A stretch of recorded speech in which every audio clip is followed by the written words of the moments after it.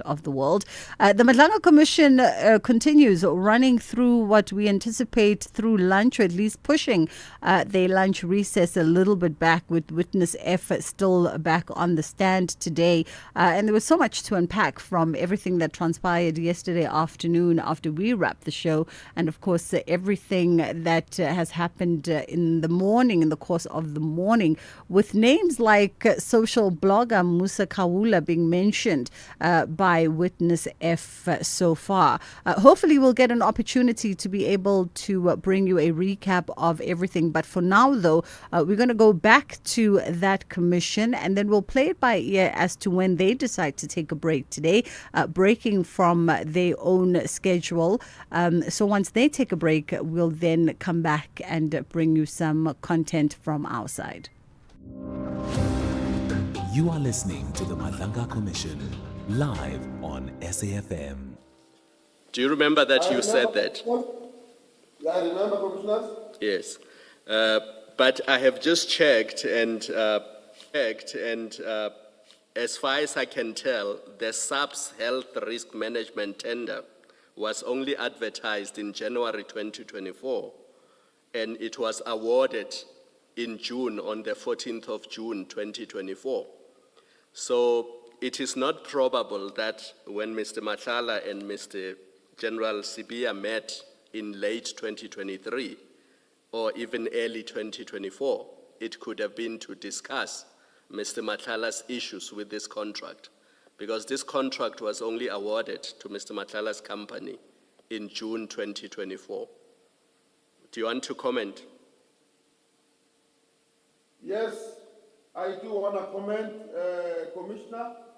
It might have been a human error.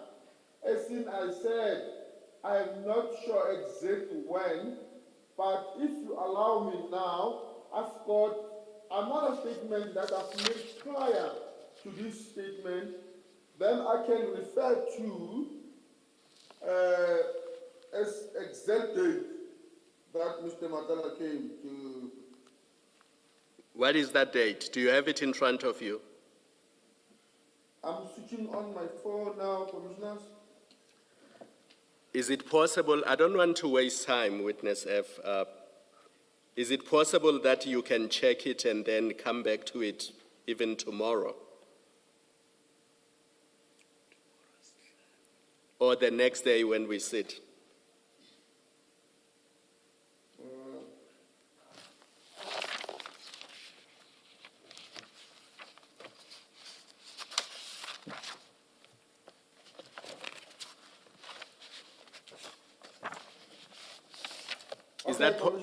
Is that possible, Witness F? It's possible. Yes. It's possible, Commissioner. So one last question from me. Remember the conversation about impalas that had to be delivered to General Sibia's plot or to his farm? That's correct. Do you remember when that was? More or less which month, which year? I can't exact, but I can refer to my files so that I can give an exact answer, Commissioner. I will tell you what I'm going to do. I will leave these two issues, and then once you have referred to this statement that we have not seen, we might come back to these points. Because what I want to suggest to you is that by the time the contract was awarded to Mr. Matlala's company, General Sibia and Mr. Matlala knew each other and were friends for quite some time. That is really what I want to put to you. Maybe you can comment on that if you want to do.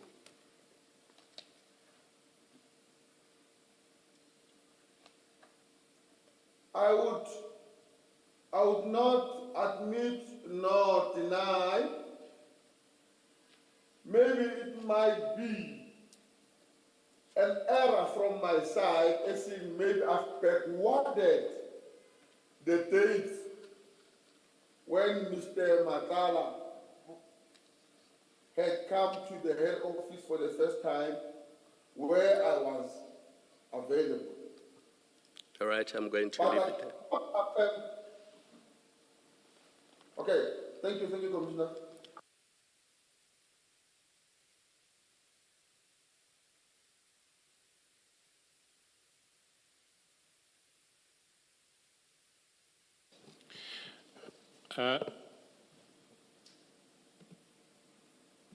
Witness F,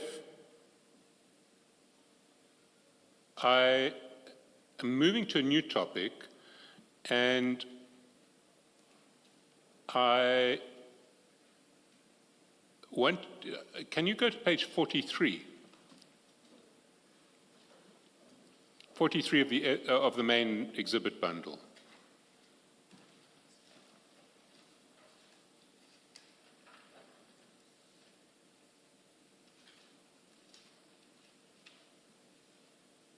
I'm in page 43, Commissioners.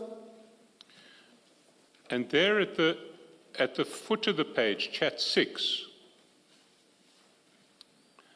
you send Mr. Matlala a picture of a motorbike, and above you say, for your convoy, then we add lights and sirens. Do you want to explain what that chat was about? Yes, I can explain that, Commissioners. Thank you. As Mr. Matala is also a biker, he once told me, or he told me prior that he is looking for bikes to join on his convoy. I then sent him a picture of a motorbike from a security company in Boksburg that was installing security lights and sirens for the security company on the motorbike and forwarded to Mr. Matala.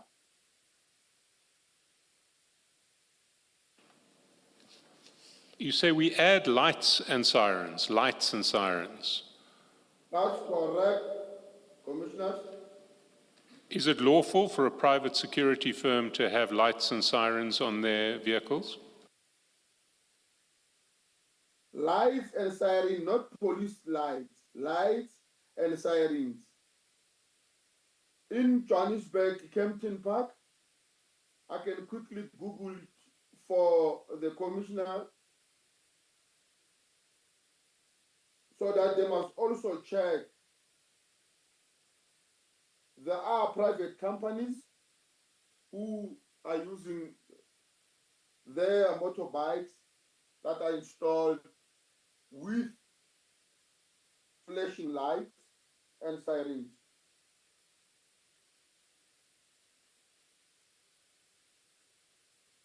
Were you aware at that stage that there was a controversy around Mr. Matlala and his convoys and the use of blue lights to take his children to school and the like? I was not aware at that particular time, neither did I know that Mr. Matala had any pending case against him. The only thing that I knew then was Mr. Matala the only thing that I knew then about Mr. Matala, he was a legit businessman.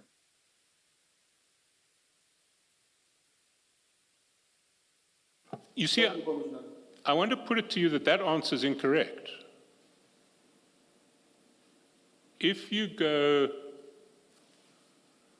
to your chats with Mr. Msibi on page 665,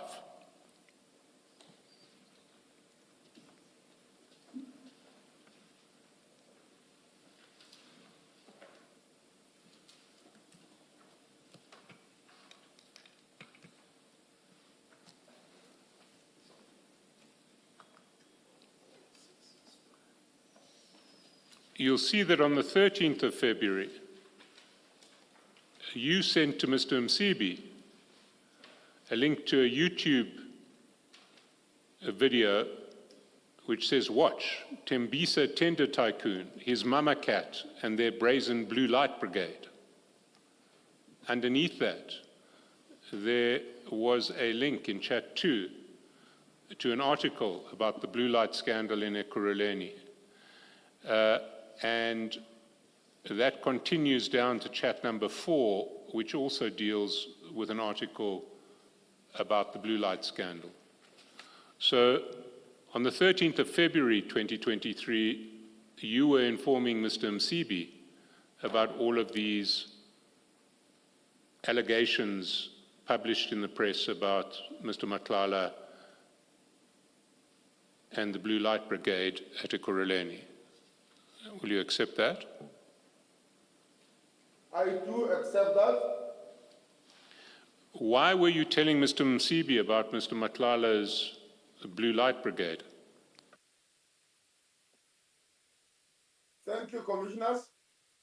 The reason I was telling Mr. Msibi about the Blue Light Brigade and the scandal of Tembisa, number one, it was because Mr. Matlala at that particular time was a head of security to Mr. Msibi. His vehicles. That was in February 2023. Mr. Matlala was the head of security for Mr. Msibi. That's correct. That is the reason here, Commissioners. If maybe the Commissioner can give me a chance to explain, maybe give a sense to the Commissioner, the reasons thereof, why did I send specifically to Mr. Msibi? Oh, just a minute. Was he head of security or was he providing security? What, can you please explain to Mr. Msibi? He was providing security to Mr. Msibi. Please continue, Mr. Shaskalsi. So you were telling Mr. Msibi that there is the scandal about your head of security, that he is putting blue lights unlawfully on his cars, on his fleet, and using blue lights to take his children to school and the like. Is that what was happening? That's correct. So in October 2023, 8 months later,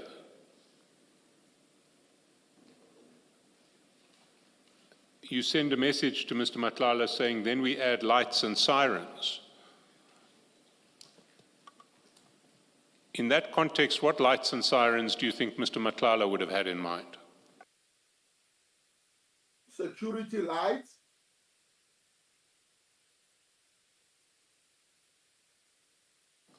Witness F, what is security lights? According to you and Mr. Matlala. According to me, security lights is those halogen lights.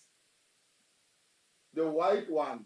Usually security cars, the branded one, they put them on top of the car, on the grills of the vehicle, or on a dashboard. So you were offering, or you were suggesting you would put white lights on his bikes. That would be part of his convoy. I was showing the picture and what can be done to those bikes. Basically, yes. All right, thank you. Thanks, Mr. And what convoy did you have in mind? The security convoy, Commissioners. And what does Mr. Matlala use his security convoy for?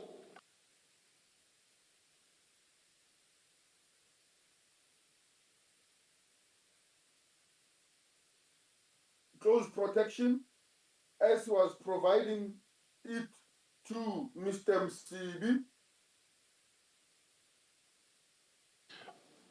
So you were suggesting that for the purposes of close protection for Mr. Msibi, Mr. Matlala's security convoy should be fitted with lights and sirens?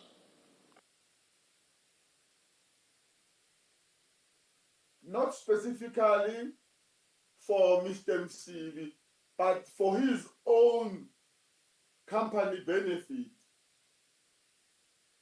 to put, when he has bikes, to put those lights and sirens, security lights and sirens.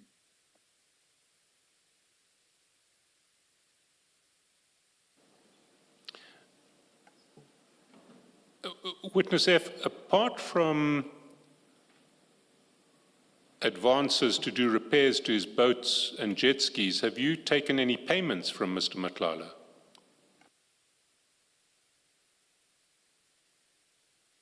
Can you repeat that, Commissioners? Apart from advances in relation to repairs of his boat and his jet ski, or the jet ski that he was using, have you taken payments from Mr. Matlala?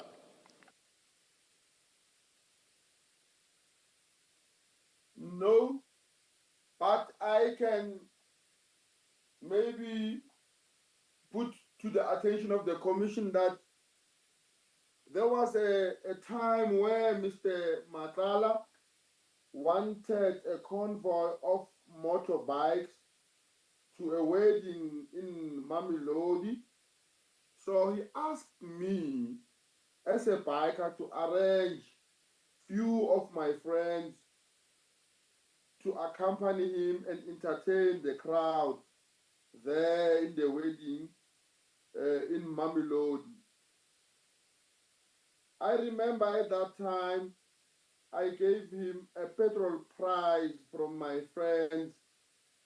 It was around per bike 2,000, 2,500, of which he required 6 bikes at that time. So that is the only time that I remember. So can I clarify, are you saying that he was paid 6 times 2,500? So somewhere in the 15,000, sorry, you asked him to pay 15,000 rands to provide 6 bikers at 2,500 each. That's correct, Commissioners.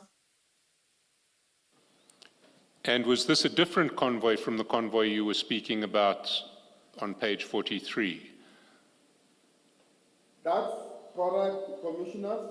Because the convoy at page 43 was, according to your evidence, Mr. Matlala's, the security detail that he provided, whereas when he paid you, it was in relation to a convoy that would escort him, a convoy of your biker friends.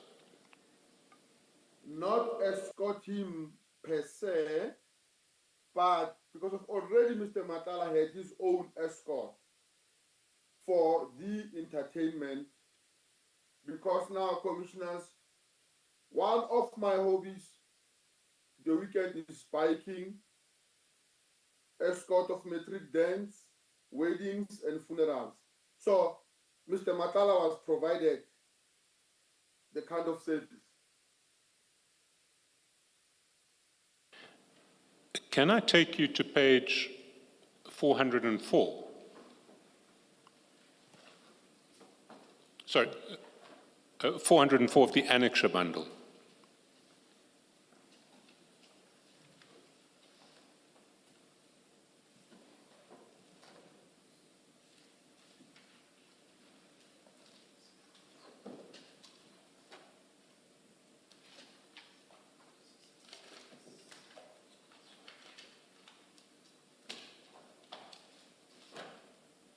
I'm in 404, Commissioners.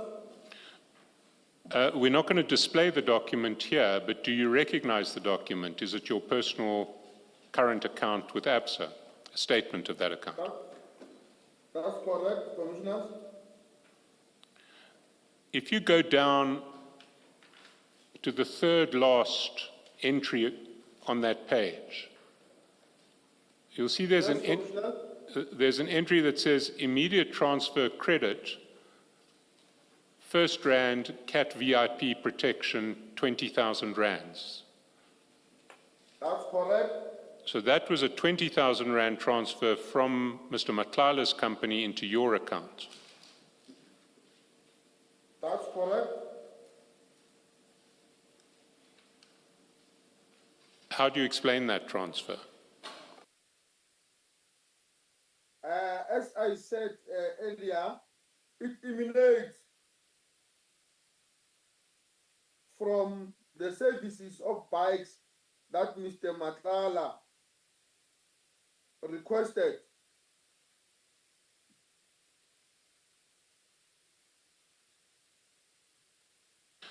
Mr. So- Kaskelson, sorry, just so that we get this right, page number 404 of the annexure bundle.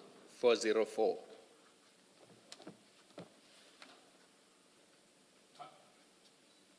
I'm sorry, 363.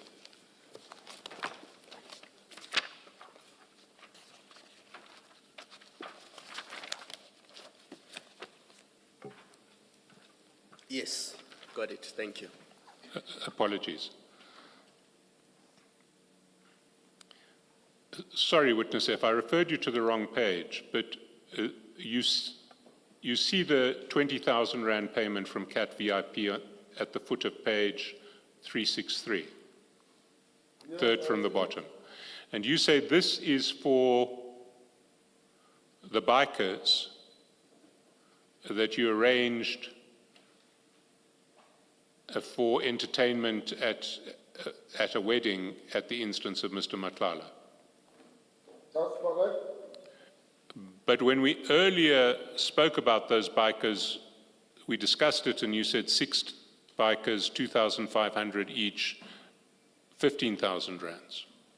This is for 20,000 rands. That's correct, commissioners. I do confirm that on that particular payment or day, he requested the service of the bikes. I gave him the quotation of 2,000 that I've mentioned, 2,500 that I've mentioned.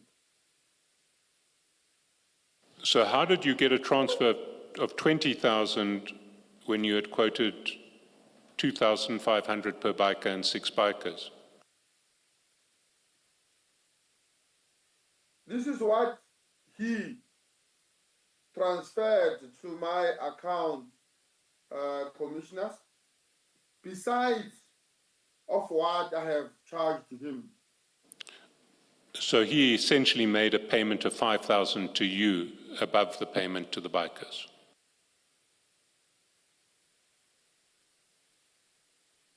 Is that correct? Can you repeat that, Commissioner?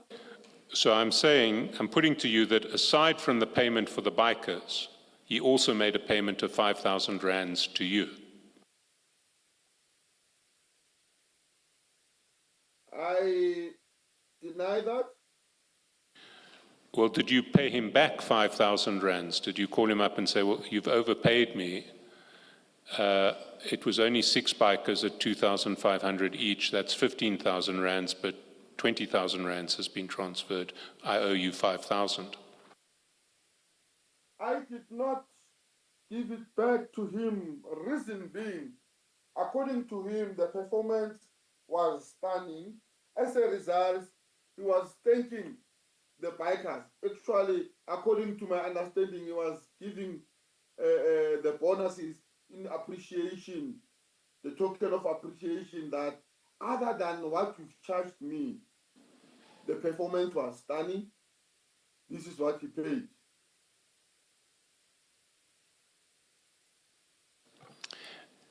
And so how did you distribute the 20,000 rands to the bikers?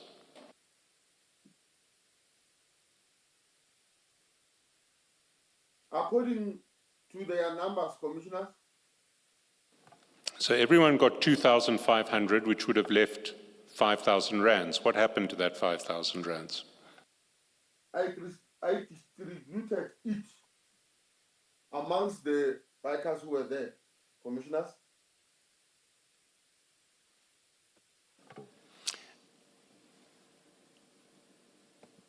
Witness F, I have to put it to you that I'm not convinced by that statement. I'm not sure about the commissioners, but I'm not going to take it further. What I am going to ask you now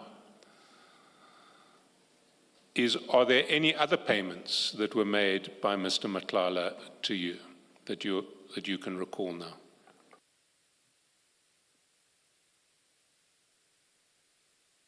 Thank you, commissioners. I'm not sure, but according to me, for now, I can only remember this one. Because why I could remember, it was around 2023, 2022, where Mr. Msibi was still alive, where I was communicating more with Mr. Madlanga. Thereof, he might have sent something to my account, or I can't really remember, because as a service provider to Mr. Msibi, and I was staying there, we will communicate more. So for now, I can't quite remember. Well, before we leave this payment, can we go back to where we started, which was the convoy with lights and sirens on the 27th of October? Sorry, before you do that, Mr. Chairperson. Witness F, you may not remember the dates, how many times, but surely you would remember that Mr. Madlanga has paid you more than once. You should be able to remember that. You are close to him. You had these many dealings with him. You must be, and you are providing services to him, fixing his boats and doing all sorts of things. You must remember that you've received more than one payment from him.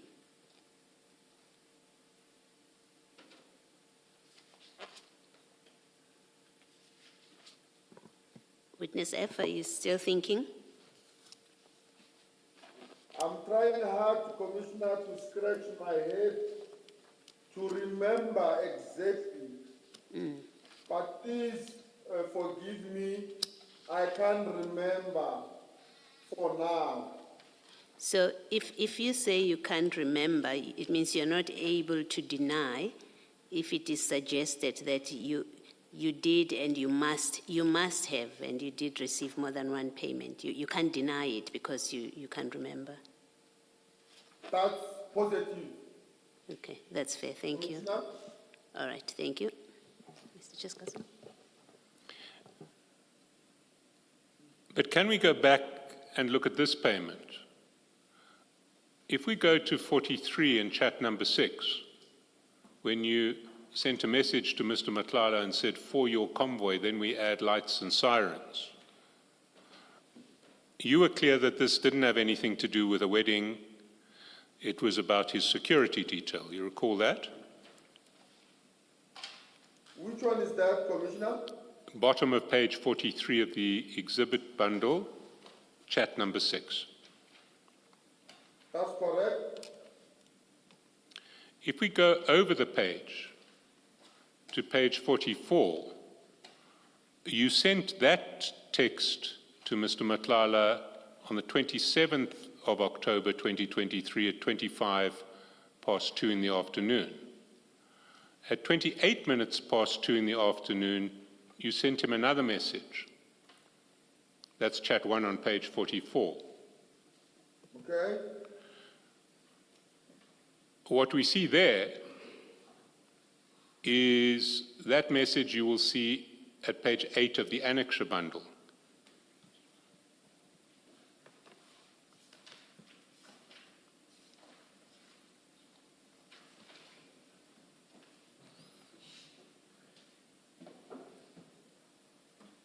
Is it 08?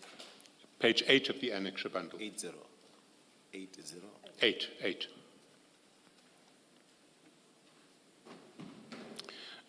What you sent, Mr. Madlanga, was the account number of your ABSA current account. You confirm that? That's correct, Commissioner. And then if we go back to the bank statement that we saw on page 363 of the annexure bundle, we see that that payment that Mr. Matlala made of 20,000 rands to you was made on the exact same day, 27 October 2023. That's correct, Commissioner. So it seems to me that when Mr. Matlala paid you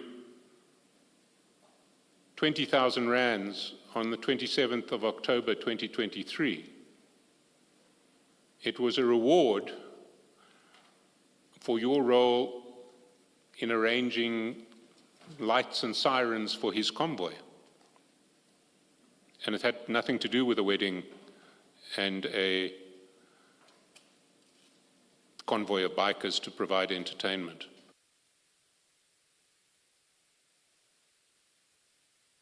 What's your comment on that? Can you repeat that, Commissioner, so that I must give you a clear answer?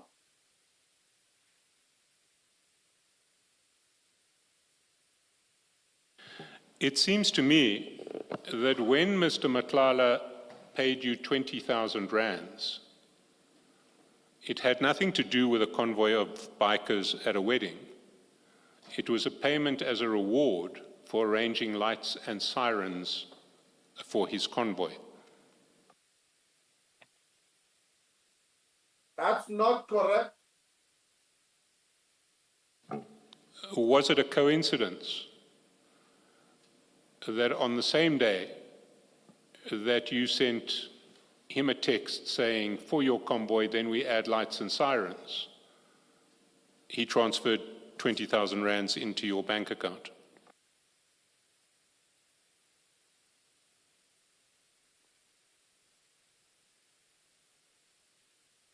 It might be a coincidence to the Commissioner, but to me, it's not. The money that Mr. Matlala sent, it was basically for a wedding that Mr. Matlala attended. Mr. Matlala did not need me to install his convoy. I assume you are saying that the convoy, the lights and siren.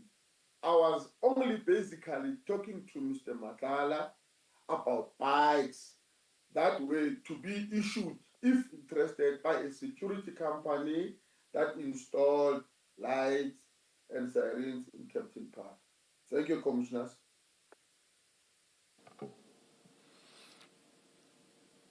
Let me try and remind you about other possible payments from Mr. Matlala to you. Can you go down to page 50 of the evidence bundle?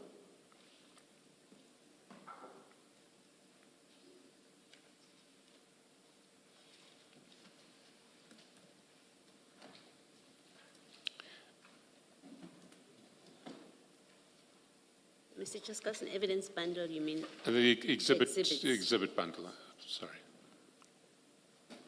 Do you have it, Witness F?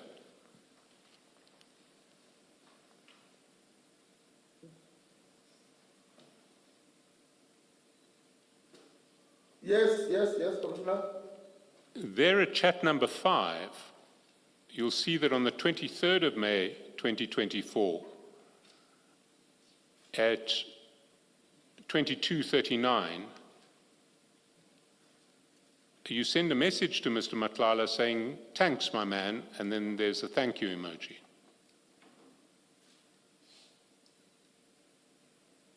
I see, Commissioners. Why would you be thanking Mr. Matlala? Are you able to remember?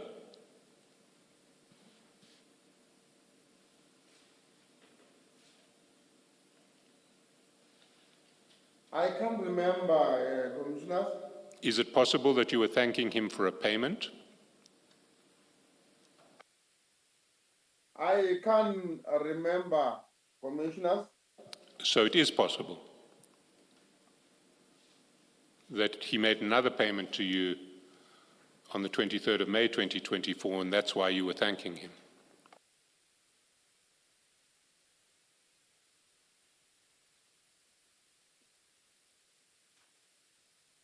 Is it possible that he made another payment to you on the 23rd of May 2024, and that's why you were thanking him?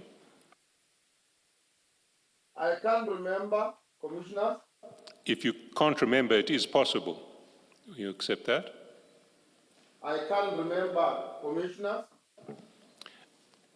Maybe this might assist you to remember. Can you go to page 405 of the annexure bundle?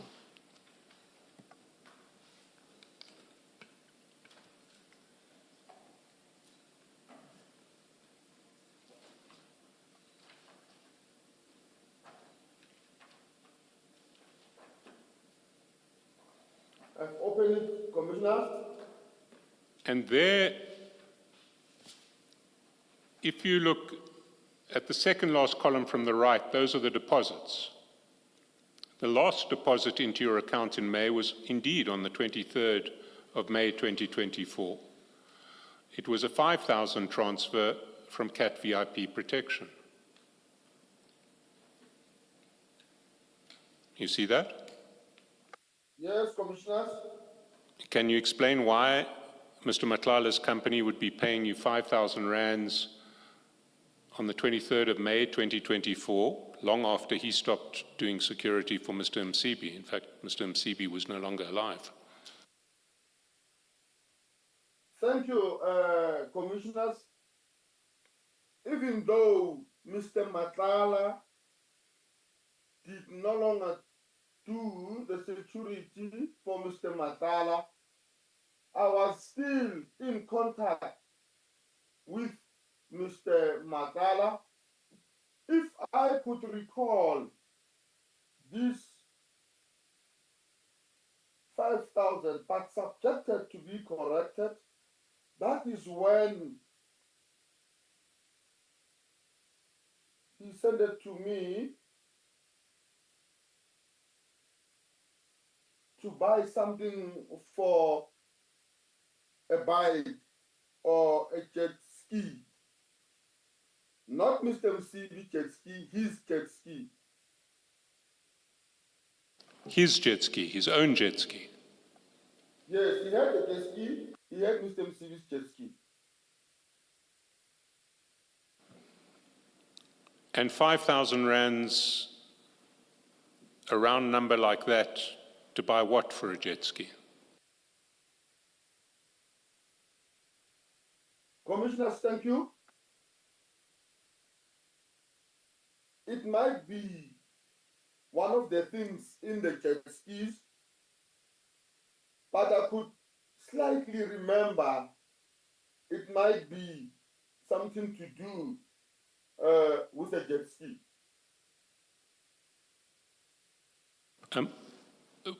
Witness, if we've overrun 1:30 by a while now.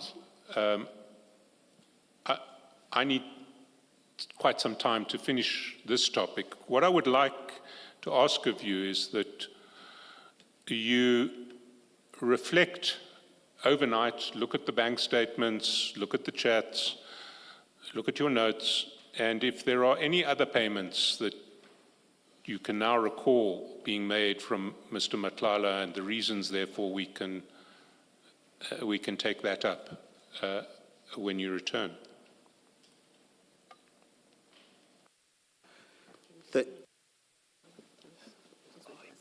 I confirm. Thank you, Commissioner. Witness F, we had evidence from another witness last year about the use of lights and sirens, and the evidence and the testimony, but the evidence that was presented to us, documentary evidence, records that lights and sirens on vehicles are only permissible on law enforcement officers and emergency vehicles. Are you aware of that?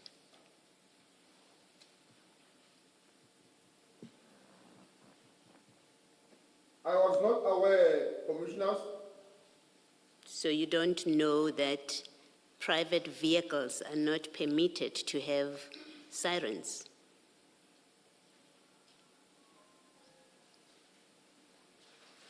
Can you repeat that, Commissioner?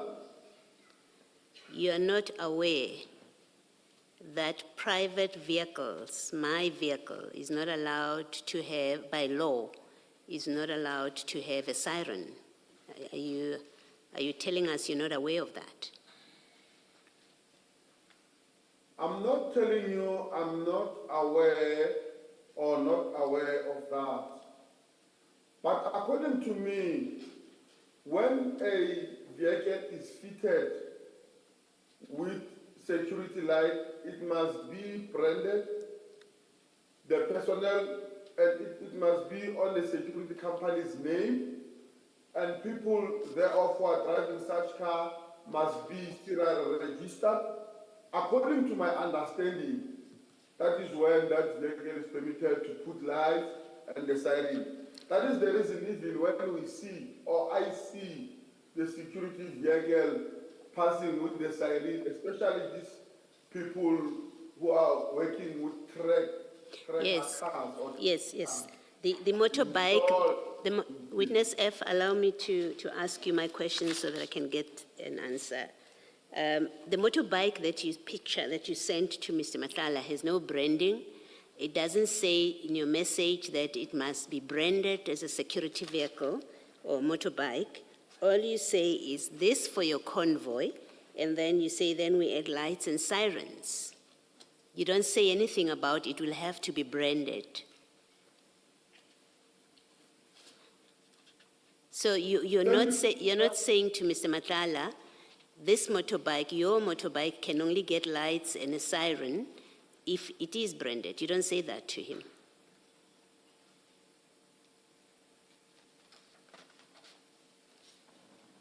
Yes, you want to comment? Yes, I want to comment, Commissioners. Thank you.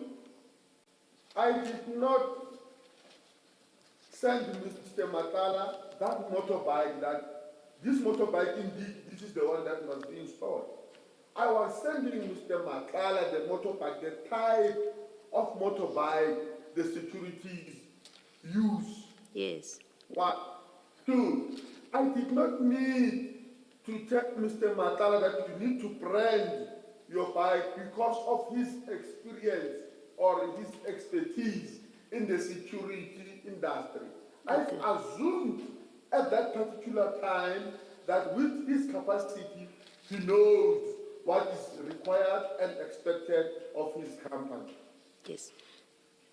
Well, what I want to put to you is the evidence before us is that sirens are not permitted except for emergency vehicles and law enforcement officers, and I expect that you would know that, and I will not believe an answer from you that says you didn't know that when you made the suggestion to Mr. Madlanga that his motorbike would be fitted with sirens.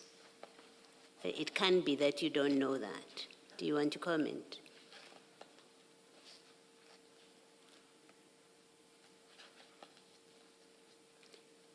Witness F? Thank you, Commissioners. I still stand by that statement. I'm sorry if maybe my answer is not satisfactory to the Commission. Yes. But the reason that I said it was because I thought he needed to, because of his caliber. However, I'm sorry. Yes, you don't have to apologize. It's just that it's unbelievable that you would not have known when you made this suggestion that the law doesn't allow him to have a siren on his vehicles, on his motorbikes. It's unbelievable that someone of your seniority and so closely linked to the office of the Deputy National Commissioner, Sibia, wouldn't know that the law does not permit private vehicles to be fitted with sirens. And I put it, I leave it at that. Thank you, Chair.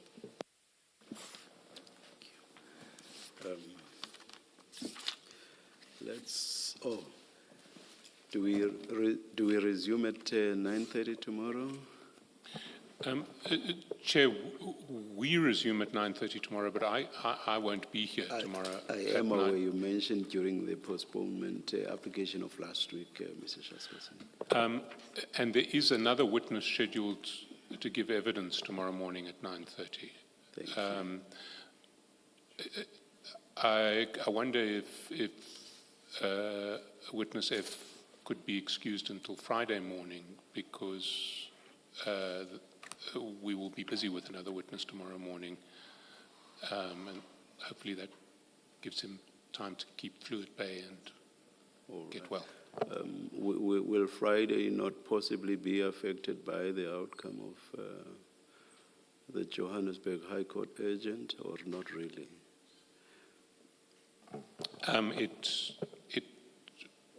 It will be.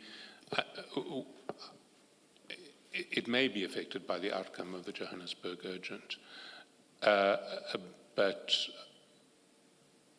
to cater for both possibilities, I think that we should ask witness F to return on Friday. So we'll just see. And the witness who is scheduled for Friday can commence Friday afternoon if needs be.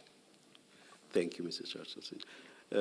Witness F, please be in attendance at 9:30 this Friday. Let us adjourn and resume then.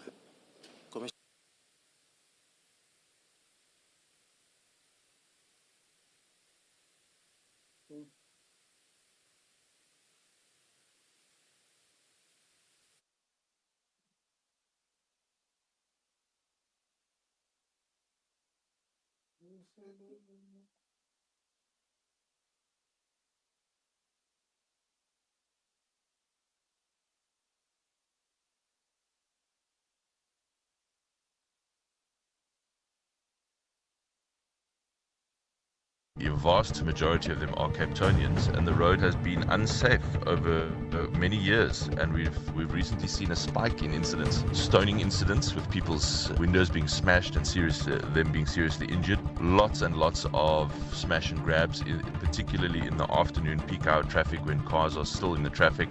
Mayor of the city of Cape Town, Jordan Hill-Lewis. Tulasizwe Simelane on The Morning Brief. Find the podcast at safm.co.za.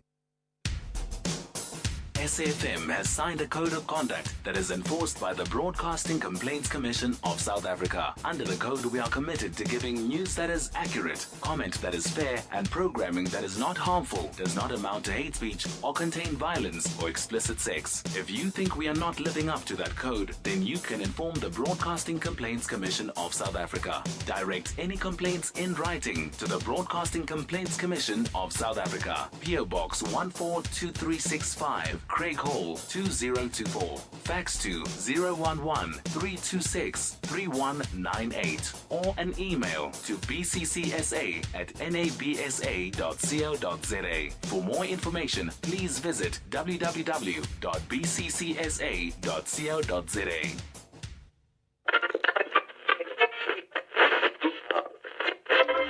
For 90 years, one voice has informed, challenged, and connected a nation. SAFM, South Africa's national English public radio station. Established in 1936 as the SABC's very first service, the A program, evolving through the English service, Radio South Africa, to SAFM in 1995, shaping thought and strengthening democracy. From a full-spectrum station to a trusted home of news and talk, SAFM continues to lead the conversations 90 years strong. SAFM, leading the conversations that move us.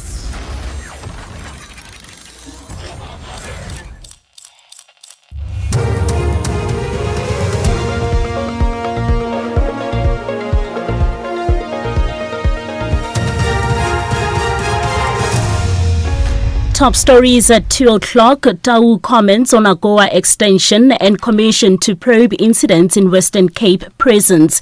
Good afternoon, I'm Kolofelo Defo. Minister of Trade, Industry and Competition, Park Stau, has confirmed that South Africa remains eligible for the Africa Growth Opportunity Act. This as U.S. President Donald Trump signs the Trade Preference Program into law. The reauthorized AGOA program has been extended for 1 more year until the 31st of December this year. It gives some sub-Saharan African countries duty-free access to export products into the U.S. market. Tau was addressing the media on the sidelines of the Afrimex Bank accession signing ceremony in Johannesburg. We, of course, know that there have been people that have been calling for an out-of-cycle review of South Africa's participation on the basis that, in fact, they would want to encourage a more bilateral engagement with South Africa. We continue to hold a different view about the need to extend AGOA. And yes, if you want to engage with South Africa on a bilateral basis, we do have an appetite to do that. And it's important because South Africa has been the leading country in utilizing AGOA, and they are critical chain.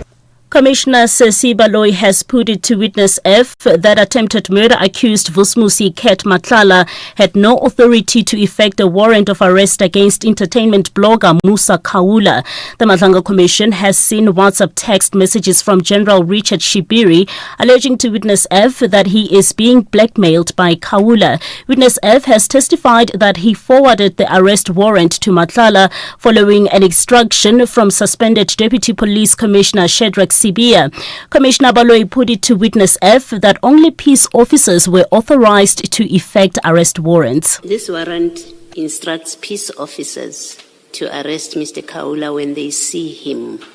On what basis would you have sent this to Mr. Matlala, or with the expectation that he would arrest when he sees Mr. Kaula? Because this warrant doesn't authorize a civilian to do that. Thank you, Commissioners. I'm sending him on the basis of when he sees him, he must just hold him there, a citizen arrest, then call the police and present such warrant to the police. Correctional Services Minister Peter Groenewald says he will set up a commission to investigate the high number of incidents in prisons in the Western Cape. Groenewald appeared before Parliament's Portfolio Committee yesterday to discuss unnatural deaths in correctional facilities. This include the brutal attack on 2 correctional officials and the death of 3 remand detainees in the Portsmouth prison in October last year. Also last year, a remand detainee escaped from the same facility.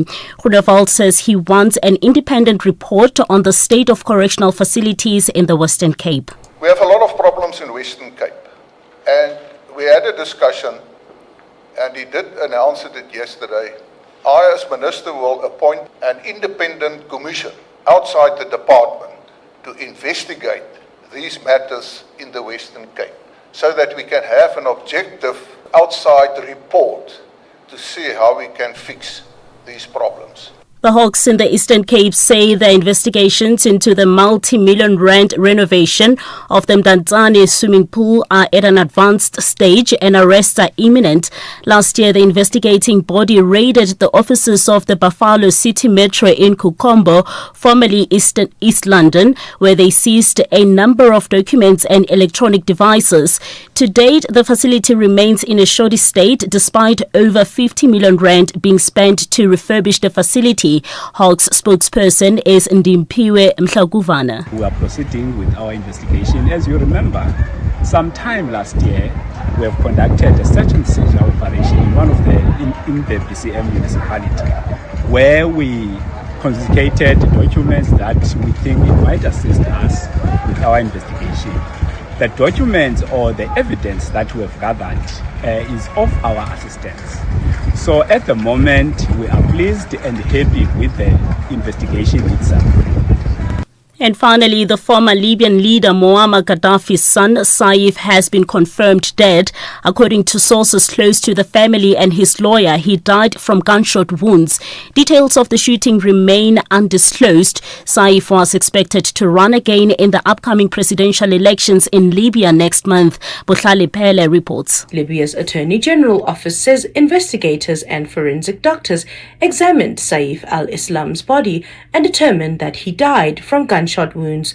His death now marks the end of one of the most controversial figures linked to Libya's past, a figure who continued to divide the country long after his father's fall.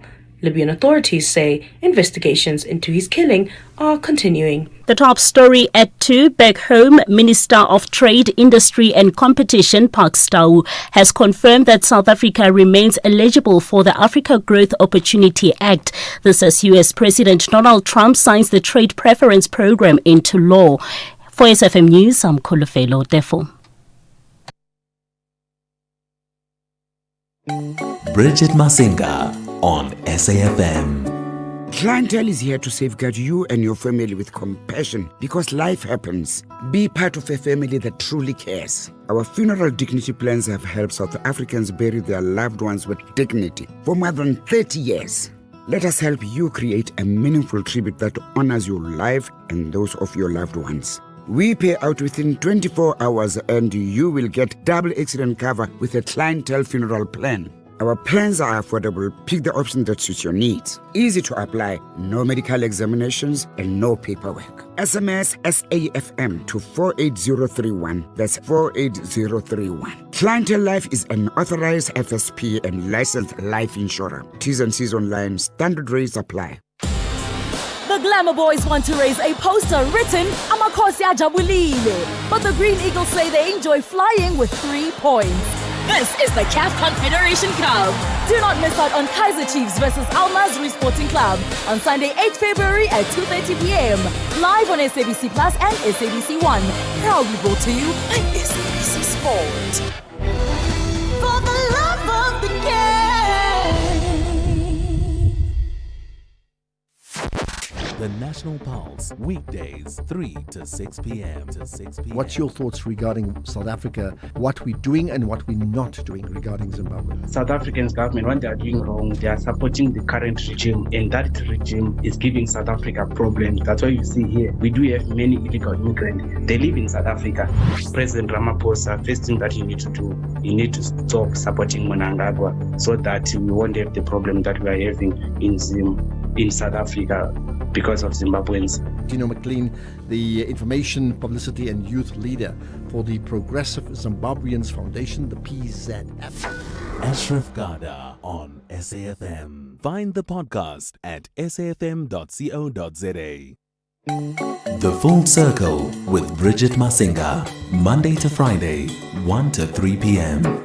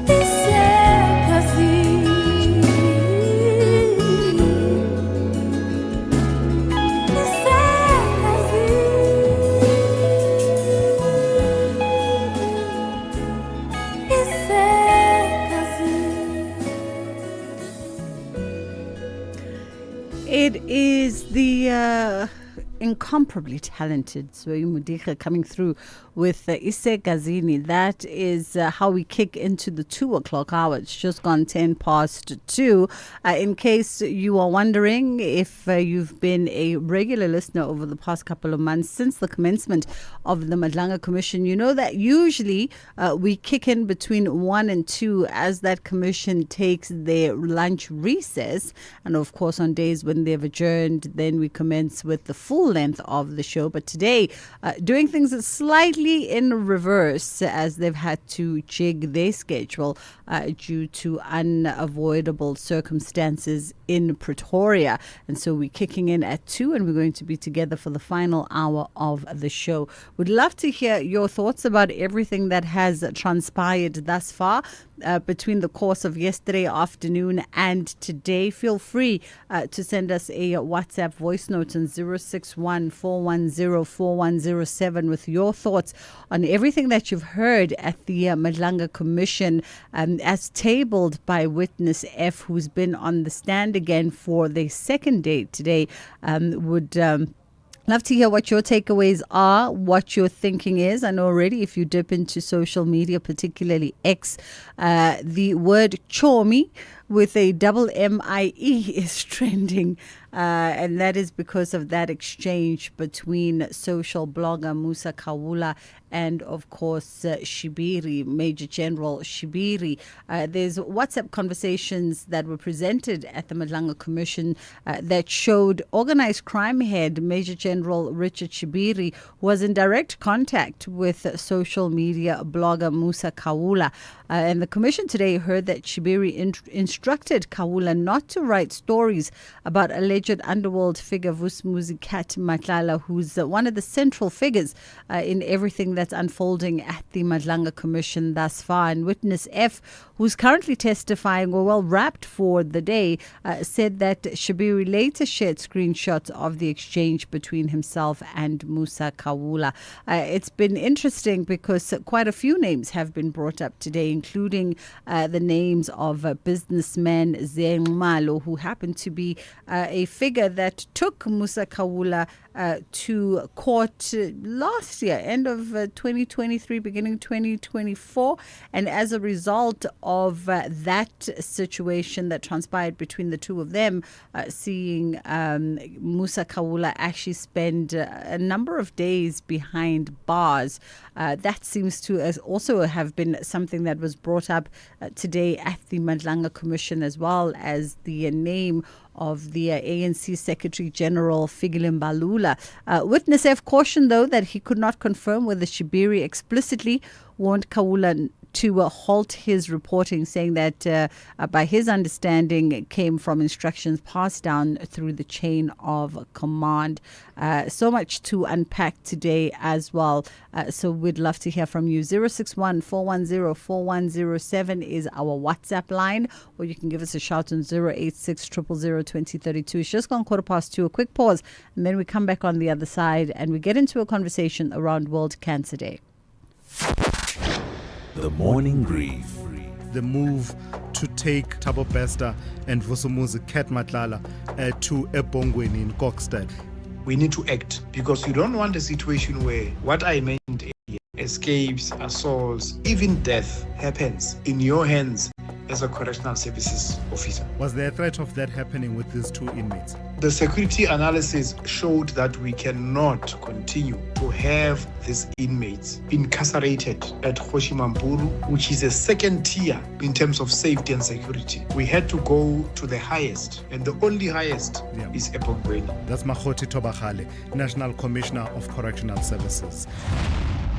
This is Dula Sizwe Simelane on the Morning Brief. For 90 years, one voice has informed, challenged, and connected a nation.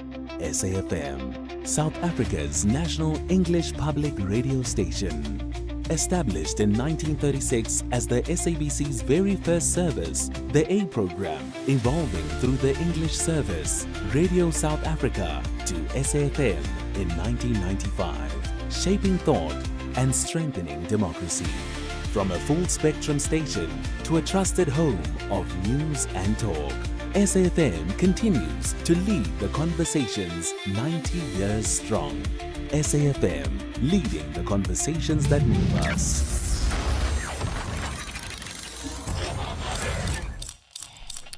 So all week long, we're saying yes to a first for Africa. For the first time in its 60-year history, the Montreal Jazz Festival is coming to African soil, and it's happening in Franschhoek. Say yes to the first artist reveal on the Archer stage, featuring Salif Keita, Mandi Sijanchi's Billy Munama's Guitar Convergence, and the Kesavan Amma Big Band experience. And of course, yes to the Jazz Village with intimate performances by Madala Kunene with Sibusile Xaba, as well as Andile Yenana and Ayanda Sigate and Sisonke Kondi, just to mention a few. This is just the beginning. Many more acts to come, and tickets for the Archers are now on sale at ticketmaster.co.za. The Montreal Jazz Festival in Franschhoek, presented by Nedbank. Say yes. Call us on 086 000 2032. It is the full circle with myself, Bridget Masinga, coming in an hour outside of our now what's become normal programming due to the Madlanga Commission. So we're going to pack in as much as we possibly can in this hour. By the way, remind me to remind you to send through your voice notes for that competition we're running with Dr. Judy. If you were listening to us yesterday, you know that we are running a competition. But if you weren't, I'll remind you of those details. Right. We are going to be catching up with Zweli Bashman now, Managing Director of MSD Sub-Saharan Africa, and we're looking at World Cancer Day. And this year, 2026, the World Cancer Day theme is United by Unique. And it defines the crucial role of personalized patient-centered care in the fight against cancer, also highlighting the importance of adapting cancer treatments to cater to the unique needs of each individual. Good afternoon to you this afternoon, Zweli. How are you doing? I'm doing well. Thank you very much for having me on your show, Bridget. Thank you so much for the time. We appreciate it. I guess first and foremost, let's just highlight the importance of early diagnosis, early cancer diagnosis, and how that better places one for improved outcomes. And particularly if you're looking at cancers like cervical cancer, where we had a conversation around that just a few days ago. Mm-hmm. Yeah, I think for us at MSD, every day is World Cancer Day, and so we're really happy that there are particular moments in time where the globe takes a step back and looks at the impact of cancer on people as well as society. And the various things that we need to do from an intervention perspective in order to alleviate some of the impacts that cancer has on all of our lives. The first thing I think primarily that we always speak about is the need for screening. It's really one of the biggest interventions and most impactful interventions that a healthcare ecosystem can have against cancer. Naturally, when you catch cancers early on, the interventions that you put into place in order to get the person to return to a normal quality of life are more manageable and generally less costly than when you catch cancer at a late stage. So putting down or creating a culture of early screening is critically important. The other thing that we need to do, particularly when it comes to cervical cancer, is to really encourage moms, dads, as well as the family as a whole, really, to look into preventative measures such as vaccination. You know, if you think about the impact that cervical cancer has, it's perhaps the most deadliest cancer on the continent in terms of the mortality rate. And it really is, I think, heart-wrenching to see that statistic whilst knowing that it is a preventable cancer through the power of vaccination. And I think the most important thing that, we really want to leave with listeners is we really need to have, this health-seeking behavior. And that starts with having open, honest conversations with our healthcare practitioners. Absolutely. And if we are to focus on people-centered cancer care, let's talk about that, because how do we go about achieving this? Does it require a profound and multifaceted transformation? 100%. If you look at the oncology ecosystem in South Africa, particularly in the public sector, you will consistently hear that patient navigation is a challenge. Patients will get diagnosed and then they're lost to follow-up. And that people-centric approach would ensure that each and every patient that gets a cancer diagnosis is followed up, but also the treatment interventions that are put into place. Number one would be specific for that patient's needs, but also number two takes into consideration, the patient's living environment, the type of care that they've got around them, because cancer isn't just about the patient, it's also about the caregivers that are responsible for ensuring that those patients are able to get to their appointments and are able to sort of take their medication as and when required. So I think it's really a multifaceted approach beyond just a multitude of healthcare practitioners that are required to participate in the process of nursing someone back to health. There is also the broader ecosystem of the family and society environment that patient lives within. And if we're looking at supply is essential, right? As South Africa scales up, particularly HPV vaccinations. 100%. I think that's certainly something, particularly on the vaccination side, that I can clearly say that certainly we are overcapacitated in terms of being able to supply the needs of not just South Africa, but the globe. Just to give you a quick view of the numbers, in 2021, when I took over the business, we were vaccinating about 7 million girls on the continent per annum. At the close of last year, we're vaccinating 17 million girls, and we're constantly engaging countries to try and start up new programs and ensure that we are able to reach even more. An area of improvement, I would say, is the availability of treatment. And that's not necessarily due to supply constraints, but rather I think it's important that we take the conversation, particularly in the South African context, towards how we can sustainably introduce alternative access mechanisms that are based on shared value principles that would allow more patients to be able to access what is sometimes high-cost medicines. We have to be conscious that the economics of medicines is something that we do need to look at, and we believe that there's the legislative bandwidth within the South African context to be able to do that effectively. Just while we on the issue of vaccination programs, and perhaps this might be a little left off-centered from the conversation, but just by way of I know growing concerns on the ground socially, right, are around how overburdened South Africa's healthcare institutions, particularly government healthcare institutions, public institutions, are at the moment. And SA has always had a very robust vaccination program across the board on various diseases and diagnoses. But how do we ensure that our neighbors as well, our surrounding neighbors, follow suit? And also bolster up their own vaccination programs, just to ensure that that burden is not passed on to South Africa, people seeking aid and going to our public institutions. Mm-hmm. Really good question, and I think this is one of the areas where generally as a continent we are doing well. On the African continent, we currently supply about 31 different African countries with the HPV vaccine, and all of those countries have got their own vaccination program. There's another 6 or so that are in line to start their own vaccination program within the next 6 to 12 to 24 months.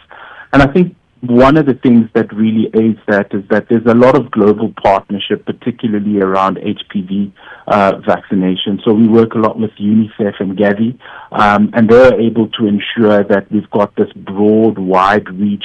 Hence, we can proudly say that we vaccinate upward of 17 million girls across the continent. And I really don't think that there is, particularly in the HPV context, a heightened burden from a vaccination perspective that is placed on the South African healthcare ecosystem. If we are to look at reinforcing national commitment through things like the G20 social commitment and MSD's policy recommendations, what say you there?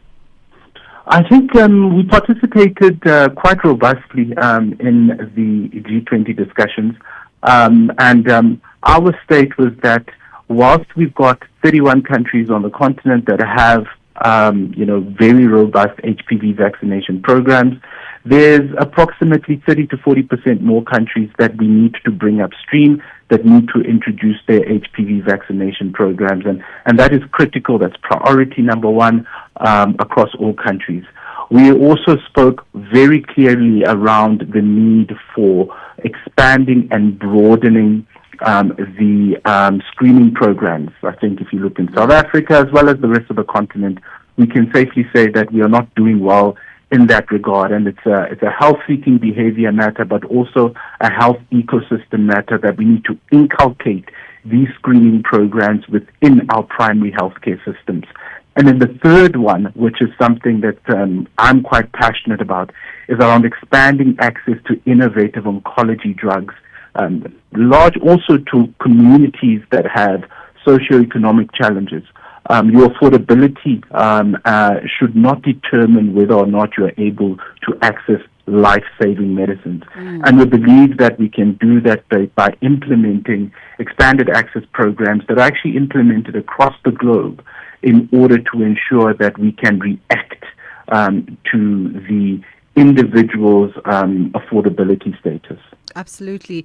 Zweli Bashman, we appreciate the time. Zweli is the Managing Director of MSD Sub-Saharan Africa. It's approaching 2:30. We're going to bring you the headline news, and then we'll come back on the other side of Khulufelo's news and continue the programming. SAFM Music. Good times, good memories. I'm just like somebody's wife. Old school sounding so good. SAFM Music with you wherever you go. Thank you, Bridget. Good afternoon. In the 2:30 headlines, Minister of Trade, Industry and Competition, Park Stau, has confirmed that South Africa remains eligible for the Africa Growth Opportunity Act. This as US President Donald Trump signs the Trade Preference Program into law. Commissioner Sesi Baloyi has put it to witness F that attempted murder accused Vusumuzi Ket Madlanga had no authority to effect a warrant of arrest against entertainment blogger Musa Kaula. The Madlanga Commission has seen WhatsApp text messages from General Richard Shibiri alleging to witness F that he is being blackmailed by Kaula. And further afield, the Indian Trade Minister says Delhi will be diversifying its energy sources amid changing global circumstances. I'll have details on this and other stories at 3. You can become a victim of a legal problem: wrongful arrest, assault, uncontested divorce, rental disputes, maintenance matters, or labor problems. It can happen to you. Clientele Legal provides tough professional lawyers for an affordable monthly premium. Our legal team is standing by to assist you 24 hours a day. Join today. SMS SAFM to 32195. That's SAFM to 32195. Clientele General is an authorized FSP and licensed non-life insurer. T's and C's online. Standard rates apply. Greetings to all. My name is Kawahuahe Molapisi, the Northwest MEC for Cooperative Governance, Human Settlement and Traditional Affairs. On the 10th and 11th of February 2026, the department will be hosting the provincial local government Kote under the theme Fixing Local Government. Every municipality must work to reflect on transformation and improvement of local governance. The 2-day provincial local government Kote will bring together executive mayors, municipal managers, academia, dikhosi, and key local government stakeholders to confront systematic governance challenges, strengthen accountability, and drive practical solution-driven intervention aimed at improving service delivery and municipal performance across the province. The Kote will be held from the 10th to the 11th of February at Sun City in Bojanala Platinum District from 8 o'clock in the morning. Let's fix local government. Every municipality must work. Otoho Di Oyo have a great plan to dominate the match from the first whistle, while Stellies are mandated to bring back home an envelope with victory. This is the CAF Confederation Cup. AS Otoho versus Stellenbosch FC, the Sunday 8 February at 2:30 p.m. Live on SABC Plus and SABC 2. Proudly brought to you by SABC Sport. For the love of the game. This program is brought to you by SABC Education, enriching minds, enriching lives.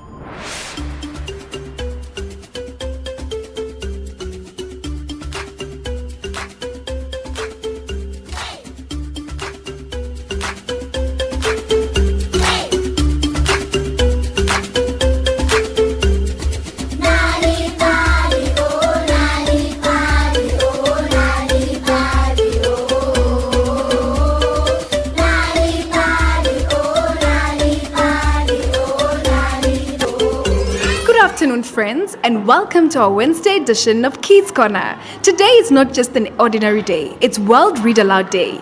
We're coming to you live from Shuluzane Maisela Primary School here in Gauteng North District, where stories come alive and imaginations run free. Today we're celebrating the magic of reading, the power of words, and the joy of sharing stories out loud. Reading aloud helps us learn new words, build confidence, and takes us to an exciting adventure without leaving our seats. And guess what? Today our very own friends will be reading a story for us. So listen carefully, enjoy every word, and let your imagination fly. Stay with us, friends. This World Read Aloud Day is going to be special. Good afternoon to the listeners. My name is Lani Pumativela from grade 70 in Shuluzane Maisela Primary School. Today we're going to read a short story for the celebration of the World Read Aloud Day. And I'm Helang Rapetwa from Shuluzane Maisela Primary School in grade 7A, and I'm with Liseding Gele from Shuluzane Maisela Primary School in grade 7A, and I'm with Mpolo Pepe in Shuluzane Maisela grade 7A, and I'm with Naledi Matiba in grade 7A from Shuluzane Maisela Primary School. A new friend. Story by the Slate team. Illustrations by Rico. Hope was very excited. Her class was going on an outing to the nature reserve. The best part was that a class of deaf children was joining them, and Hope couldn't wait to learn some signs. Their teacher had already taught them the sign for hello. Hope waved goodbye to her mom as she got on the bus. Have fun, her mom called. Hope sat down next to a girl who was writing in a notebook. Hello, Hope sighed. The girl smiled broadly and started signing to Hope. Hope shook her head. Sorry, I don't understand. Quickly the girl wrote in her notebook, My name is Thandiwe. What's yours? Hope took the notebook and wrote, I am Hope. I only know how to sign hello. On the journey to the nature reserve, Thandiwe taught Hope some signs. At the nature reserve, a teacher from Thandiwe school came up to Thandiwe and signed very quickly to her. Then the teacher turned to Hope with a huge smile. Hello, I am Mrs. Tau, Thandiwe's teacher.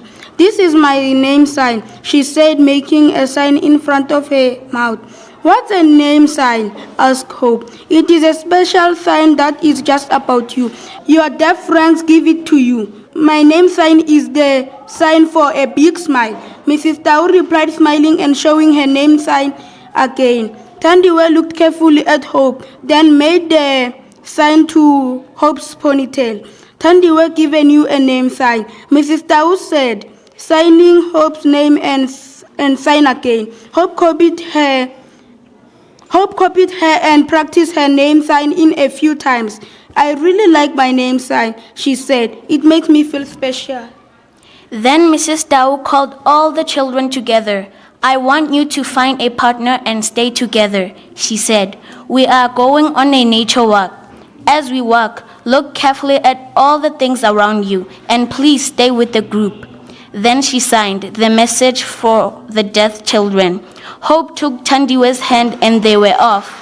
After a while, Mrs. Tau stopped and pointed at a huge spider web sparkling with water droplets.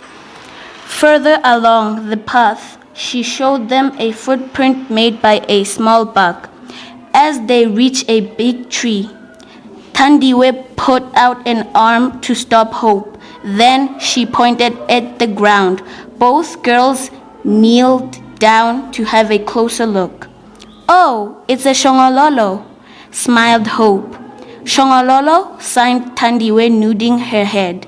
The shongololo curled into a spiral. Then it slowly unknown and walked towards some fallen leaves. To stay with the group. Quickly, Hope took Thandiwe's hand and started walking off. But Thandiwe stopped her and pointed in the opposite direction. Then Thandiwe pointed at herself and then tapped the side of her head. Hope looked confused. Thandiwe took out her notebook, pointed at herself and tapped her head again and wrote, I know. Oh, you know which way to go, Hope said, looking relieved. Then she followed Thandiwe back along the path. Soon they reached the place where they had seen the animal footprint. Thandiwe pointed at the footprint. I know, signed Thandiwe. Hope nodded and the girls walked on. Next, they reached the spider's web. Thandiwe pointed and sighed, spider's web. Hope nodded and the girls walked on. Not long after, the girls saw the bus in the parking lot. The rest of the group was standing next to the bus looking worried. Thandiwe and Hope ran up to them. Everyone was very happy to see them, but Mrs. Tau did not look happy. She started signing to Thandiwe, and Hope could see that she had been very worried. Hope reached out and touched Mrs. Tau's arm. Thandiwe is so clever, said Hope. She remembered all the things we had seen and easily led us back along the path to the bus. She even taught me a few more signs along the way. Mrs. Tau smiled and translated for Thandiwe. Thandiwe gave Hope a big hug as everyone got back on the bus. On the drive home, Hope practiced the signs Thandiwe had taught her. Then Hope drew a picture of Thandiwe and herself holding hands. Thandiwe pointed to Hope. Friends, she signed. Friends, signed Hope as she smiled happily at Thandiwe. Today, Hope and Thandiwe had both made a very special new friend. Thank you. Friends, right now we're with Mr. Thembiso Nhlapo from Nali Bali. Mr. Nhlapo, thank you so much for giving us your time. Why is World Read Aloud Day important for children, and how does Nali Bali make reading fun and meaningful for kids like us? Hey friends, yes, this World Read Aloud Day is specifically for you guys out there because as Nalibali, we want you to have fun and enjoy and celebrate and hear stories and read to amongst yourself and friends on this day because this day is very important to you because we are showing you the importance of reading aloud and also the importance and the benefits that you get as you read aloud. As my friends out there who are reading every day, they know that by reading stories every day for themselves, they do benefit such things like vocabulary, imagination, the structure of language, and they gain a lot of language and knowledge. And through that, and these are the stories that we've created specifically for you because we want you to enjoy and to have fun and something different from what you do at school, books that you read at school. It might be something exciting and something that you can associate with. And this story is specifically for you to enjoy because as we are now at this time of the year, we are meeting new people, new friends at school, you are having fun, you are enjoying yourself, and this is a story, it's a new friend, so I'm hoping where you are at school, at home, especially at school, I know you have made a new friend and you have made new friends again in the new classes or in the new school that you are in. So I hope you're going to enjoy the story or you have enjoyed the story and I wish you all the best. Read it to yourself and read to your sisters, your brothers and everyone around, or even read to your parents too, so that they can also enjoy or hear what you have enjoyed today on this amazing and beautiful day of World Read Aloud Day. Thank you very much, Mr. Ntapo. That was an amazing time we've had together today on Kids Corner, celebrating World Read Aloud Day right here at Mshuluzane Maisela Primary School. A big thank you to our wonderful friends who shared their voices and brought the story to life. You reminded us that reading is fun, powerful, and something we all can enjoy anytime and anywhere. Remember, friends, when you read aloud, you grow your mind, build your confidence, and discover new worlds one page at a time. So keep reading at school, at home, with friends, and with family. Until next time, this is Kids Corner, reminding you to read more, dream bigger, and never stop learning. Happy World Read Aloud Day. See you next time. This program was brought to you by SABC Education, enriching minds, enriching lives. You are listening to The Full Circle. Hi, I'm Zycard. Catch me every Saturday from 7 to 9 p.m. on Spotlight as we bring you blow-by-blow sporting action news. That's Spotlight every Saturday. You don't want to miss it. The soundtrack of your life with Ernest Pillay. Some songs take you back instantly to your first love, a road trip, or just simpler times. The soundtrack of your life with me, Ernest Pillay, is where timeless hits and forgotten favorites come together to tell your story. It's not just music, it's memories, moments, and the meaning behind this jam. Don't you change someone by night. Rediscover the songs that shaped your journey. Tune in to The Soundtrack of Your Life with me, Ernest Pillay, Saturdays and Sundays, 1 to 4 p.m., only on SAFM 104 to 107 nationwide. Standing on his own. Bridget Masinga is streaming live now on Facebook, YouTube, and X at SAFM Radio. Hey, listen, I don't want to forget to remind you around our Valentine's Day skincare giveaway. So you know that every Tuesday, first and last Tuesday of the month, we have Dr. Judy, who's a biomedical scientist, a rock star in skincare, and she comes through and we talk all things skin deep. And she's giving you a opportunity to win a hamper for two couples worth 5,000 Rand each. But, from what she said yesterday, that hamper is definitely way more than 5,000. She's giving you an opportunity to win a hamper for two couples in the month of love. And all you have to do is send me a WhatsApp to 061-410-4107 and share your meet cute, how you met your partner and what has kept you together. Whether you've been together for 6 months, 1 year, 10 years, 20 years, 50 years, a lifetime, we'd love to hear from from you. So please do send the WhatsApp to 061 410 4107. You can send them right now because we're banking them and archiving them. And then we'll have a listen to them with my producers and Dr. Judy and her team. And we'll make the announcement of the winners on Tuesday, the 24th of February. So don't forget, 061 410 4107 is our WhatsApp line. You can just hashtag it Valentine's Competition or hashtag it the Full Circle so that we pick it up. And let us know how you met your person and what has kept y'all together. All right, now on to other matters of the day. Kanya Buthelezi joins us now, who's the Bridge Books Manager and Community at Arts Team Lead. And we're talking World Read Aloud Day, celebrating the power of reading aloud to build literacy brought to life. How are you doing this afternoon, Kanya? Hi, Bridget. Thanks for having us. We're doing pretty well, super optimistic. Things are looking good. It's always great to see children reading. I love it. Before we get into the importance of reading aloud, am I to understand that you actually had an event aimed at reading aloud today that was happening in this hour between 2 and 3 at the Library Gardens?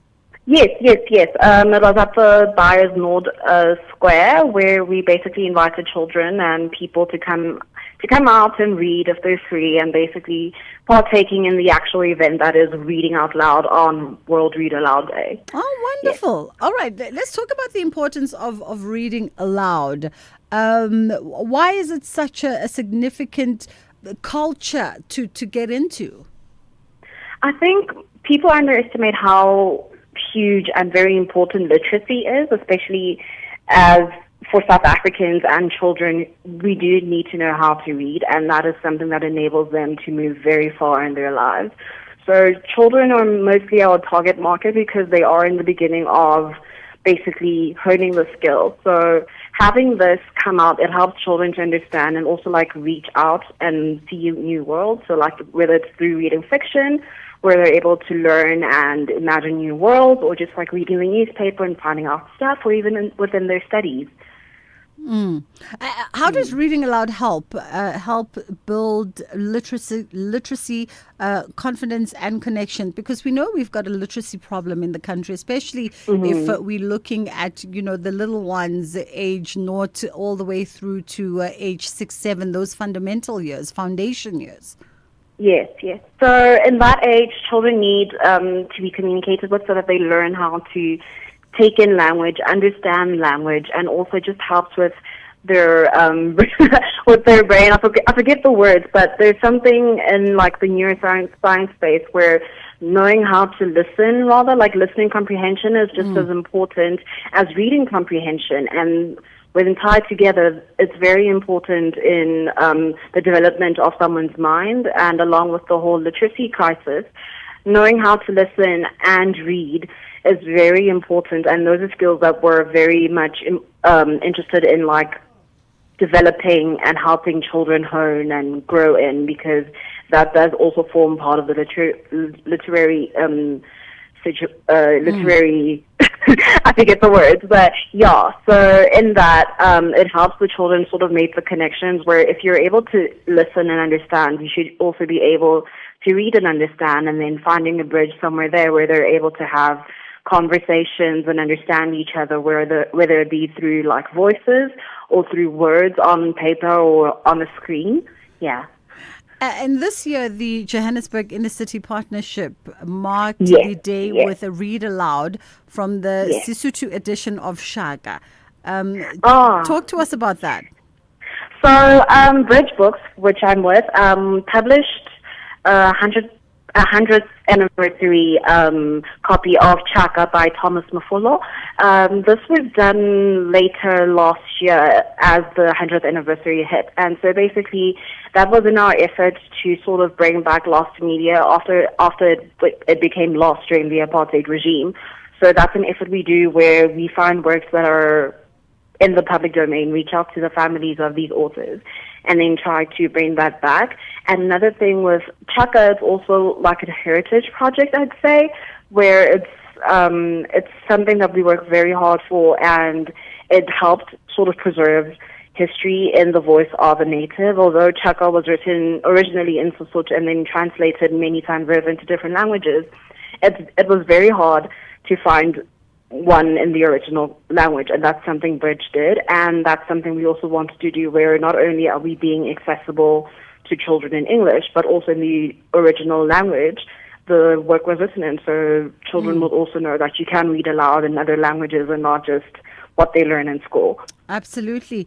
Kanya Buthelezi, thank you so much for the time. And Kanya is the Bridge Books manager. And of course, that event is wrapping up at Beyers Naudé Square at the Library Gardens there, the Read Aloud event. And they were reading the Sesotho edition of Chaka, which was made possible by funding from the Social Employment Fund as well as the Legacy Family. It's gone 10 to 3 o'clock. A quick pause and then we'll come back on the other side and continue our conversations.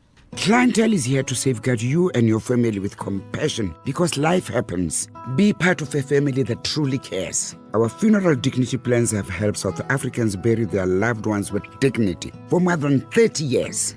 Let us help you create a meaningful tribute that honors your life and those of your loved ones. We pay out within 24 hours and you will get double accident cover with a clientele funeral plan. Our plans are affordable. Pick the option that suits your needs. Easy to apply, no medical examinations and no paperwork. SMS SAFM to 48031. That's 48031. Clientele Life is an authorized FSP and licensed life insurer. T's and C's online. Standard rates apply. As the nation seeks answers, SAFM brings you live, uninterrupted coverage of Parliament's ad hoc committee investigating allegations made by KwaZulu-Natal Provincial Commissioner, Lieutenant General Nhlanhla Mkhwanazi. You can also stay up to date with the Judicial Commission of Inquiry into Criminality, Political Interference and Corruption in the Criminal Justice System. Stay informed, stay connected. Tune in live on SAFM 104 to 107 and follow the coverage across our digital platforms live on Facebook, X and YouTube at SAFM Radio. SAFM, leading the conversations that move us.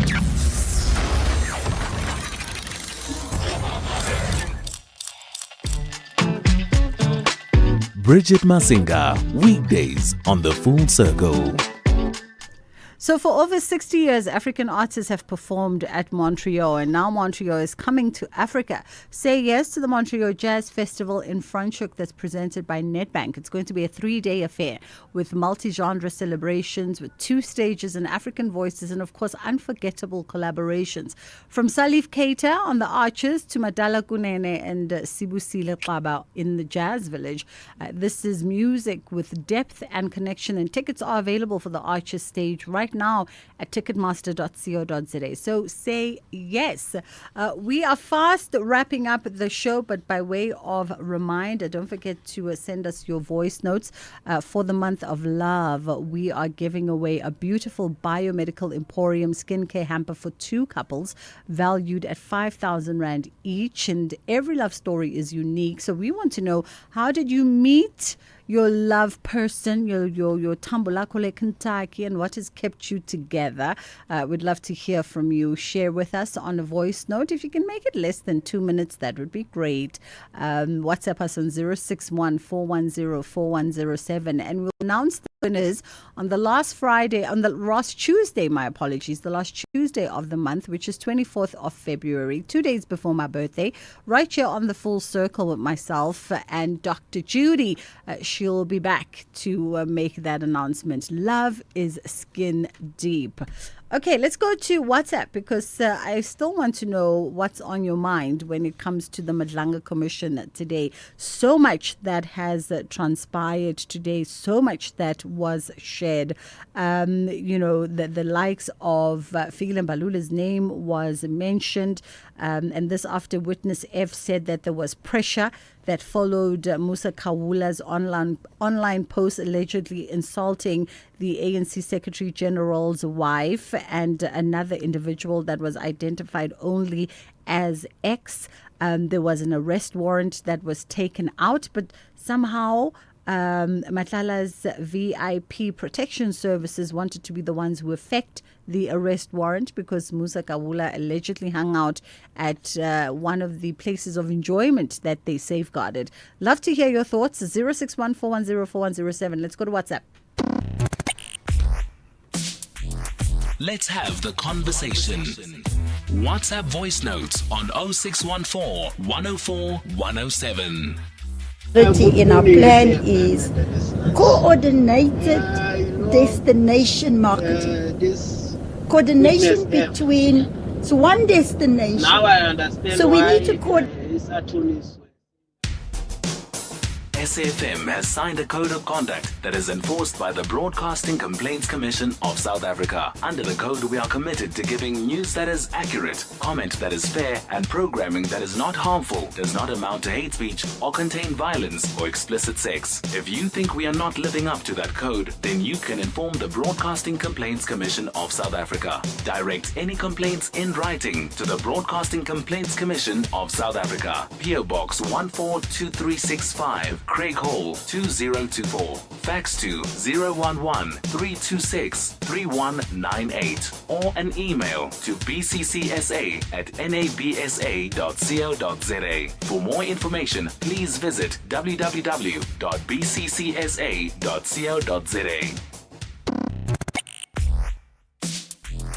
Let's have the conversation. WhatsApp voice notes on 0614 104 107. Good morning, SAFM and the listeners. This witness F. Now I understand why his attorneys were saying that he's going to, or this evidence is going to dip his grave even deeper. Now I understand. Really, this guy has done so much, even worse. But I'm not sure if I'm the only one who hear it. It's like when he's responding, it's someone who's reading it from somewhere. It's like he's reading what he responds.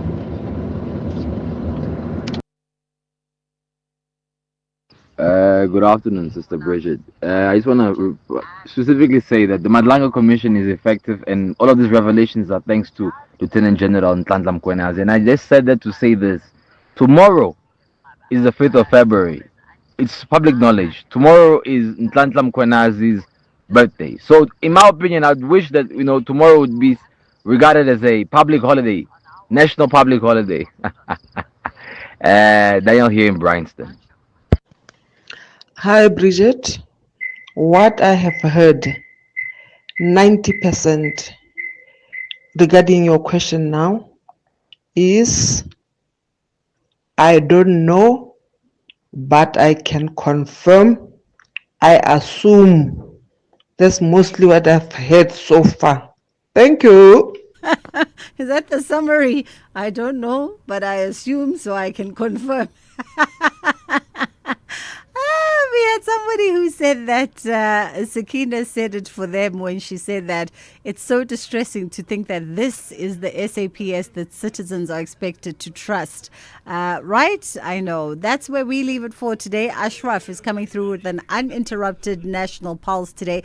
He'll be more than happy for that. From us, we will see you tomorrow. Inshallah, God willing, we get to do it again. The National Pulse, weekdays 3 to 6 p.m. What's your thoughts regarding South Africa, what we're doing and what we're not doing regarding Zimbabwe? South African's government, when they are doing wrong, they are supporting the current regime, and that regime is giving South Africa problems. That's why you see here, we do have many illegal immigrants. They live in South Africa. President Ramaphosa, first thing that you need to do, you need to stop supporting Mnangagwa so that we won't have the problem that we are having in South Africa because of Zimbabweans. Dino McLean, the Information, Publicity and Youth Leader for the Progressive Zimbabweans Foundation, the PZF. Ashraf Garda on SAFM. Find the podcast at safm.co.za.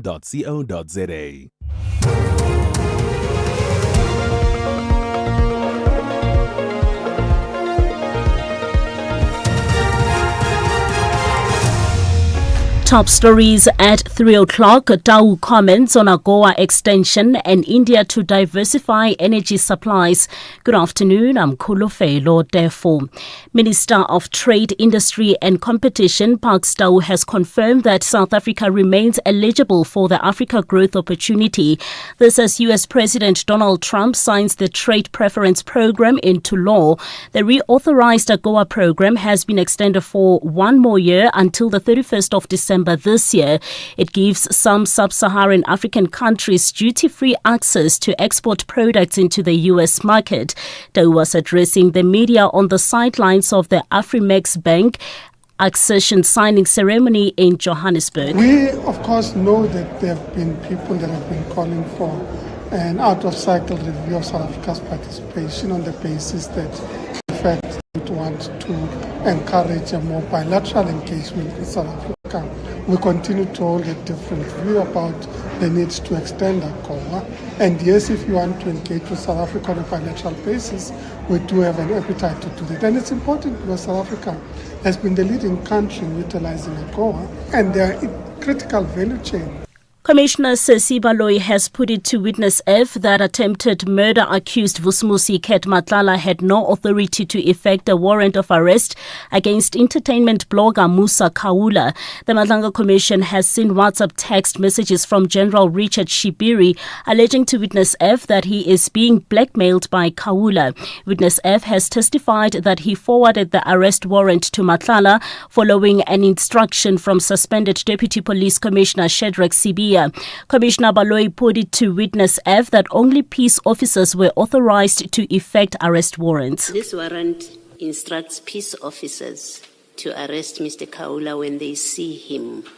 On what basis would you have sent this to Mr. Matlala with the expectation that he would arrest when he sees Mr. Kaula? Because this warrant doesn't authorize a civilian to do that. Thank you, Commissioners. I'm sending him on the basis of when he sees him, he must just hold him there, a citizen arrest, then call the police and present such warrant to the police that In other news, the Western Cape Minister of Police Oversight and Community Safety, Andrew Marais, has condemned the shooting that claimed the life of a City of Cape Town councillor Lazola Gunle in Crossroads. 48-year-old Gunle was shot and killed shortly after a meeting he had coordinated in the areas yesterday afternoon. Marais says the killing is deeply concerning and has urged police to act quickly to find those responsible. I extend our sincere condolences to Councillor Zola's family, friends, colleagues and the community he served during this extremely difficult time. I encourage residents to make use of this anonymous reporting platform so that those responsible for this tragic act can be held accountable. 2 VIP protection officers assigned to Madibeng local municipality Mayor Douglas Maimane have applied for bail at the Pretoria Magistrates Court. Tabang Sohole and Michael Makambe made a brief appearance at the same court on Monday, where they are accused of murder and defeating the ends of justice.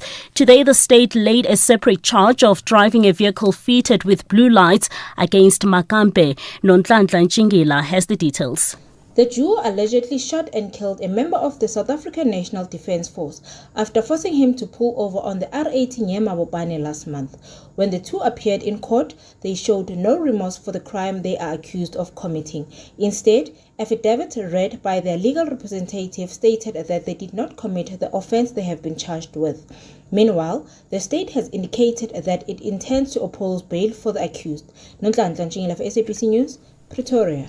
And finally, further afield, the Indian Trade Minister says Delhi will be diversifying its energy sources amid changing global circumstances. Piyush Goyal's comments follow President Donald Trump's announcement of a trade deal with India.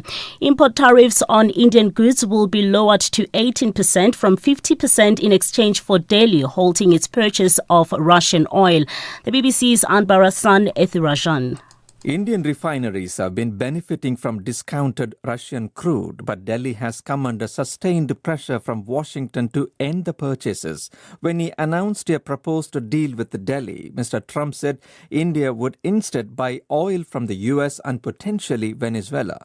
To date, India has not made any public statement on ending Russian crude purchases, though Mr. Goyal said his new strategy would promote energy security. The top story at 3, back home, Minister of Trade, Industry and Competition Park Stow has confirmed that South Africa remains eligible for the Africa Growth Opportunity Act.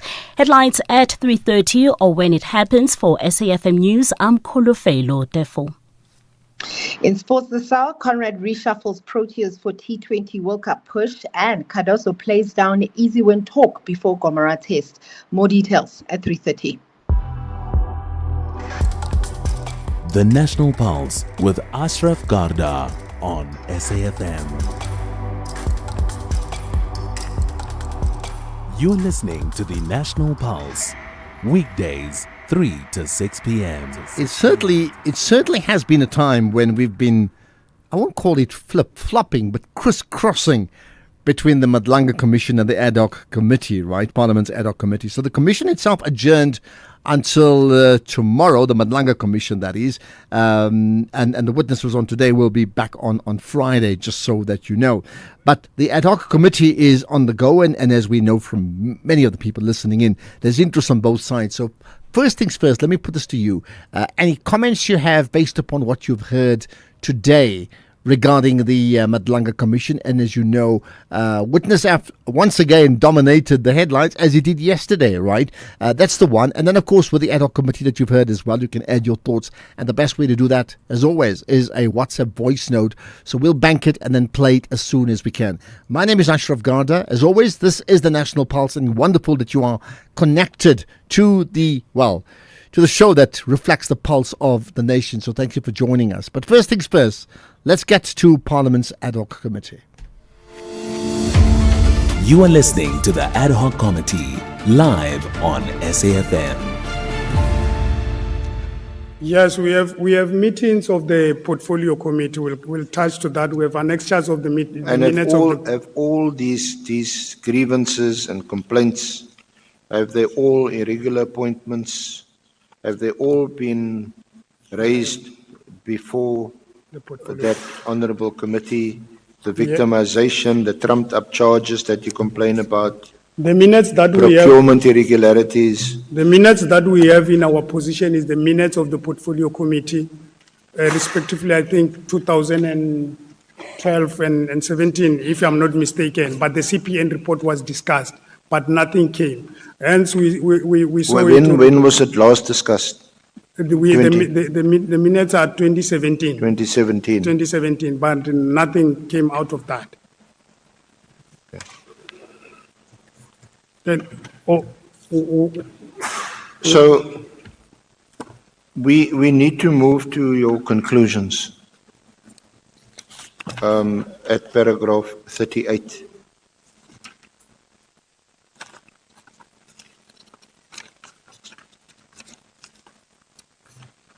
And you, at paragraph 38.2, you say that we've been reporting, as I think is catalogued in your affidavit, glaring acts of criminality in SAPS, theft of drugs, irregular appointments, irregular procurement, corruption, and or maladministration, and or gross irregularities, and our efforts were ignored or not supported. As a result, we suffered occupational detriment, physical and psychological harm. This is the price you say you pay for reporting crime committed by police officers, is victimization. Do you want to add anything to that? On paragraph? No, I'm at your conclusions, paragraph 38. I've read paragraph 38.2. 38.3,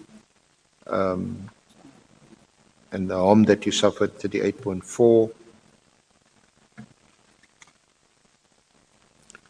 Yes, Chair. On the conclusion, we are closing to say we are requesting the committee to check on the conclusion here in our affidavit from 3.8 to 38.1 to 38.12. But more importantly is the report that is sitting in General Masemola's office, because that is the latest complaint that we made, and then an undertaking was made. People were appointed to investigate our matter. They are investigating inclusively.